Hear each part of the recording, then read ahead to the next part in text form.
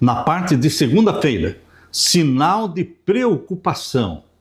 O sucesso nunca é automático. Não foi naquele tempo e não é hoje. Nós decidimos aceitar a Jesus como Salvador. É uma escolha que fazemos. Decidimos negar a nós mesmos, porque Jesus disse: aquele que quiser vir após mim, negue-se a si mesmo. Tome a sua cruz e siga-me. É uma decisão a tomar. Negar-se a si mesmo, dizer não para as nossas vontades, dizer não para os nossos desejos, para os nossos maus hábitos e dizermos sim para Jesus. Isso não é automático. Isso é uma decisão e tem que ser diária. O sucesso nunca é automático. Ele está sempre ligado à obediência à palavra de Deus. Assim, a distribuição do território das 12 tribos, além de ser o símbolo da fidelidade de Deus a Israel, abriu espaço para um desdobramento futuro que dependeria da atitude de Israel. A nação seria capaz de preservar o que havia sido conquistado? Eles receberam de Deus. Será que eles preservariam esse território que foi doado por Deus? Dependia da fidelidade deles. Josué, capítulo 23, versos 1 a 5. Abra sua Bíblia. Quais são as principais ideias da introdução de Josué? Vamos ver então Josué 23 e os versos 1 a 5. Aqui diz: muito tempo havia se passado desde que o Senhor havia dado a Israel repouso de todos os seus inimigos ao redor. Josué agora já era bem idoso. Ele chamou todo Israel, os seus anciãos, os seus chefes, os seus juízes e os seus oficiais, e lhes disse: já estou bem velho, e vocês já viram tudo o que o Senhor seu Deus fez com todas essas nações por causa de vocês, porque o Senhor seu Deus é o que lutou por vocês. Olha que bonita essa frase. O Senhor Deus é o que lutou por vocês. Será que isso aconteceu só no passado? Ou será que hoje também você pode dizer: eu posso falar para você, o Senhor seu Deus é quem lutou por vocês? Vejam bem, por sorteio eu reparti entre as tribos de vocês estas nações que restam, juntamente com todas as nações que tenho eliminado, desde o Jordão até o Mar Grande, na direção do pôr do sol. O Senhor seu Deus as afastará e as expulsará da presença de vocês, e vocês tomarão posse das terras dessas nações, como o Senhor seu Deus prometeu. Aqui nesta introdução do capítulo 23, Josué está lembrando que foi Deus quem lutou por Israel, foi Deus que expulsou as nações, os inimigos, e deu para eles como um presente a terra prometida. Não foi por meio do seu poder militar que eles conseguiram possuir a terra, mas pela intervenção de Deus, sempre. O Senhor deu a Israel descanso dos seus inimigos, mas ainda restavam algumas nações que precisavam ser eliminadas. A vitória não era uma realidade consumada e imutável para Israel, mas uma possibilidade sempre presente pela confiança constante e fiel na ajuda disponível de Deus. Algumas nações, quando Josué já estava bem velho para morrer, ele disse: algumas nações ainda não foram expulsas. E vocês, se permanecerem fiéis a Deus, Deus as expulsará. Portanto, existia a necessidade da contínua obediência a Deus, da contínua submissão a Deus. Depois que Josué morresse, Israel deveria continuar sendo fiel a Deus, para que ele eliminasse as nações que ainda restavam. Quais são as semelhanças entre a forma como os israelitas conquistaram Canaã, sob a liderança de Josué, e a forma como os cristãos de hoje, você e eu, podemos viver uma vida espiritual vitoriosa? Da mesma forma, uma vida cristã vitoriosa hoje é unicamente pela obediência à palavra de Deus, submissão à palavra de Deus. Josué 23:10, Josué enfatizou: um só de vocês perseguirá 1000, pois o Senhor seu Deus é quem luta por vocês, como ele prometeu. Olha, não tinha nenhum risco de fracasso. O fracasso só acontecia quando Israel se afastava de Deus, quando Israel decidia viver no pecado. Então eles seriam derrotados. Agora lemos no Novo Testamento, em Colossenses capítulo 2 e o verso 15. Em Colossenses capítulo 2, verso 15, nós lemos: e despojando os principados e as potestades, publicamente os expôs ao desprezo, triunfando sobre eles na cruz.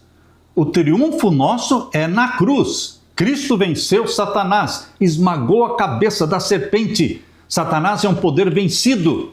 Se você se apega e se agarra a Jesus Cristo, que é o vitorioso, Satanás é um poder vencido, sempre será um poder vencido.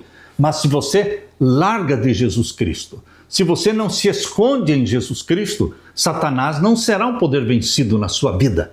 Ele vai vencer você, porque você não pode lutar sozinho contra Satanás. Mas aqui está dizendo que o triunfo foi através da cruz. E a vitória hoje para você e para mim é através da cruz do nosso Senhor Jesus Cristo. Lemos também na segunda carta aos Coríntios, capítulo 10. Segunda carta de Paulo aos Coríntios, capítulo 10. Vamos ler então os versos 3 a 5. Porque embora andemos na carne, não lutamos segundo a carne. Porque as armas da nossa luta não são carnais, mas poderosas em Deus, para destruir fortalezas. Destruímos raciocínios falaciosos e toda arrogância que se levanta contra o conhecimento de Deus, e levamos cativo todo o pensamento à obediência de Cristo. Levamos cativo todo o pensamento à obediência de Cristo. Este é o segredo, colocar nossa mente submissa a Jesus Cristo. Efésios capítulo 6, Efésios capítulo 6 e os versos 11 a 18. Aqui diz: vistam-se com toda a armadura de Deus, para poderem ficar firmes contra as ciladas do diabo. Quem provê a armadura? Deus. De quem é a armadura? É de Deus. E ele diz: vistam toda a armadura de Deus e fiquem firmes. Esta frase, fiquem firmes, permaneçam inabaláveis, ela é repetida aqui 3 vezes. Aqui diz: porque a nossa luta não é contra o sangue e a carne, mas contra os principados.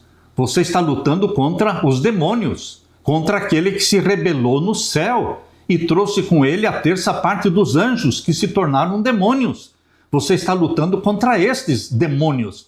Por isso, você não pode lutar nas próprias forças humanas. Você tem que se apegar a Jesus Cristo, aquele que venceu a Satanás no céu, aquele que venceu a Satanás na tentação depois dos 40 dias de jejum, aquele que venceu a Satanás no jardim do Getsemane, aquele que venceu a Satanás na manhã da ressurreição, porque ele ressuscitou e deixou o túmulo vazio.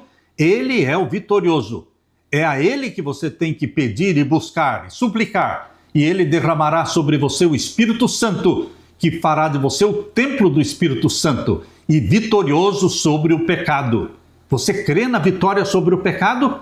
Para ser vitorioso sobre o pecado, o primeiro passo é crer que é possível vencer o pecado. Há muitos cristãos que não acreditam na vitória sobre o pecado, por isso vivem sempre sob o domínio do pecado. Satanás tem domínio sobre aqueles que não acreditam que é possível viver sem pecar, pecados conscientes, pecados voluntários. Queridos, nós deveremos sempre lembrar que o pecado consciente é um ato voluntário da alma. Você decide pecar ou não. Satanás não pode forçar ninguém. Ele tenta. A tentação vem sobre você e sobre mim. Mas fiel é Deus, que não nos deixa tentar acima do que podemos suportar. Mas juntamente com a tentação, Deus provê também, Deus dá também o escape, o poder para vencer. Aleluia! Por isso diz aqui: peguem toda a armadura de Deus para que vocês possam resistir no dia mau e depois de terem vencido tudo, permaneçam inabaláveis. Portanto, fiquem firmes, cingindo-se com a verdade, vestindo a couraça da justiça, tenham os pés calçados com a pregação do Evangelho da paz, segurando sempre o escudo da fé, com o qual poderão apagar todos os dardos inflamados do maligno. Usem também o capacete da salvação e a espada do Espírito, que é a palavra de Deus. Orem em todo o tempo no Espírito. Este último item, orem em todo o tempo no Espírito, com todo tipo de oração e súplica, e para isso vigiem, com toda perseverança e súplica por todos os santos, e orem também por mim, disse o apóstolo Paulo. Quem não precisa de oração? Eu preciso de oração. Você precisa de oração. Meu querido irmão, as vitórias dos israelitas não podiam ser atribuídas à sua força e estratégia. Da mesma forma, a vitória hoje espiritual sobre o pecado e a tentação foi garantida por meio do sacrifício e da ressurreição de Jesus Cristo. Mas o povo de Deus hoje precisa contar constantemente com os suprimentos espirituais concedidos pelo Espírito Santo para viver uma vida triunfante. O Espírito Santo vivendo em você fará de você vitorioso, um cristão de vitórias diárias. Com tantas promessas maravilhosas diante de nós, por que ainda achamos tão fácil pecar? Não, queridos, não é tão fácil pecar.